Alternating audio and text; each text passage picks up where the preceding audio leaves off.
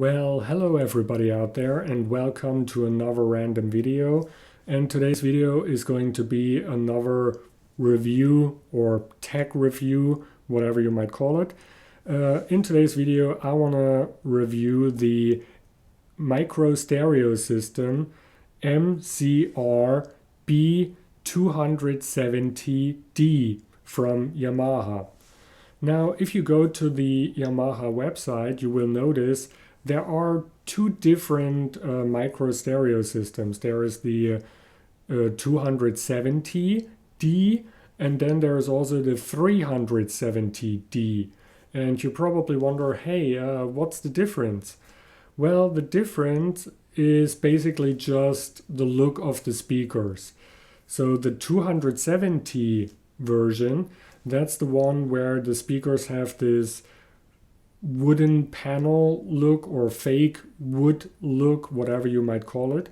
And the 370, that's the one where the speakers have this high gloss finish or piano finish or whatever it's called. But yeah, I would call it definitely a fingerprint magnet. So that's basically the only difference. And then both versions, I assume, are also available in different colors. So there is the silver gray version, but then there is also the black version, which is the one that I got. And this is already the first thing that I want to criticize about it. The fact that for some reason the black version is more expensive than the silver gray version. And that's, in my opinion, absolutely unacceptable. In the electronics store where I bought this device, the silver gray version would have cost 199 euros, but the black version that I got did cost 294 euros. So that's almost 100 euros more only because it's black. That is what I would call a legit rip-off.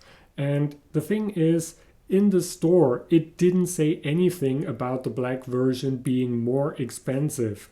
That's something that you only realize if you are already at the register.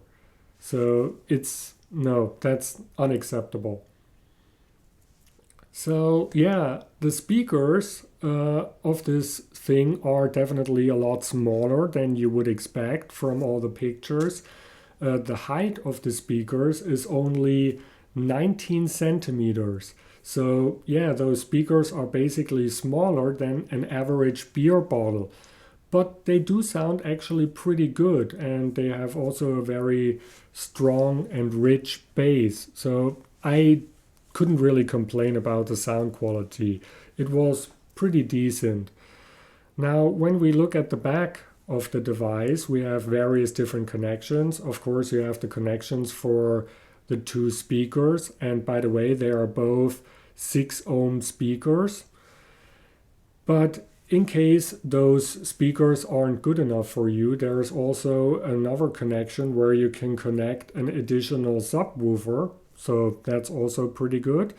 Then we also have the connection for the radio antenna, as well as a 3.5 millimeter auxiliary input, and which is also one of the main reasons why I wanted to get this particular device. It also has an optical line in, so you can connect your CD player or mini disc player via digital optical cable. So that's pretty nice and something that I really liked about this. So on the front you do have the display as well as the CD player. You have a knob for the volume control, a button to select the various different inputs, stop button, play button, which is also the pause button. Then you have 2 buttons to skip forward and backward. You can also use those buttons to fast forward and rewind, and you can also use them to select various different presets. And then there is also a USB port. Now, when it comes to the USB port, I do have to say that's the first thing, or that's one of the reasons why I wanted to buy this device, because If you use a USB device, like for example a USB thumb drive to listen to your music, and you turn the device into standby, the USB thumb drive is also turned off. So it isn't powered anymore. Now you might think, well, isn't that normal? No, it isn't, because I do have also this receiver from Yamaha, and there, for whatever reason, if I'm using a USB device and I turn the device or the receiver into standby, for some reason the USB device is still being powered.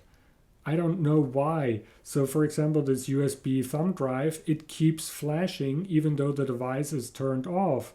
So it looks as if it's trying to read something, but I don't know what. What is it that it does? What does it do? It's turned off. Stop it. And it would do that forever. When it comes to the kind of thumb drives that are being supported, unfortunately, Yamaha can't really tell you the maximum size that is being supported. I know that with the Panasonic micro stereo system that my girlfriend has, the manual specifically says that it only supports USB thumb drives up to 32 gigabytes. But Yamaha, well, they can't really tell you. And I contacted the customer support about it, and they told me that they can't really guarantee what kind of USB thumb drives or what kind of sizes are being supported, due to the fact that there are so many different USB thumb drives out there. And USB thumb drives for USB 2.0 and USB 3.0, and then there is also, of course, various different structures, and you can also use different operating systems to format that thumb drive, and all those different factors, all those factors could cause a USB device to not be supported properly. So yeah, when it comes to the USB devices or USB thumb drives that are being supported, it's basically a guessing game, which is not nice. Really, it's not nice. If you want to listen to your music via USB, you should know what kind of USB thumb drives are being supported. But in this case, unfortunately, you don't. And it seems that it also doesn't support external hard drives. It does support external hard drives, but only if they have their extra power supply. So yeah, when it comes to the audio files that are being supported, it does support quite a lot, including 24-bit FLAC files, which is nice. And it also seems to have seamless playback, so you don't really, there is no gap between the different audio files, which is quite nice. It does support up to, I think, 8 subfolders, and each folder can contain up to 500 files, so that's pretty good. And yeah, as you can see in the specs, it also does support various different kinds of CDs. So pre-recorded CDs, CDR, CDRW, as well as MP3 CDs, and it also supports CD text. And yeah, it also has Bluetooth. Now, what I always do find a little bit annoying about Yamaha is the fact that they always want to force you to use the remote control. So for example, if I want to listen to music via USB, I usually have various different folders on that USB thumb drive. So each folder is kind of like a playlist. But unfortunately, there are no buttons on the front of the device that allow me to select a specific folder. So if I want to select a specific folder, I have to use the remote control for that. Now on the Yamaha receiver, however, I can select the folder on the device itself, but unfortunately there are no buttons that allow me to pause or stop the music. Now, why do I have to use the remote control if I want to use or if I want to do something basic as stopping the music? It just doesn't make sense. Now, what I also don't like about that micro stereo is the fact that it doesn't show me the track titles until I start playing them. So if I want to select a specific song, I better know which track number that song is, because it only shows me the track numbers. It won't show me the track titles if the music is stopped. What I also find annoying, because I'm not used to that, is the fact that if it reaches the end of the last song in that folder, it doesn't stop. Instead, it continues with the first song from the next folder, which is something that I find also kind of annoying. But what I do find even more annoying is the fact that it keeps messing with the order of the tracks. I don't know why it does that. So apparently it looks at the file names, and then it plays the songs in either alphabetical order or numerical order. But for some reason, there are some cases where it still keeps messing up the order of the tracks. So it would play the first 7 tracks without any problem. So it would play the first 7 tracks in the correct order. But then instead of playing track number 8, it would play track number 20. And once track number 20 is over, then it continues with track number 8. I don't know why it does that. It's so weird. I already checked the metadata. I changed the track numbers in the metadata. I also erased the track numbers in the metadata. But still, it keeps messing with those tracks. And unfortunately, it does that also on my 8 gigabyte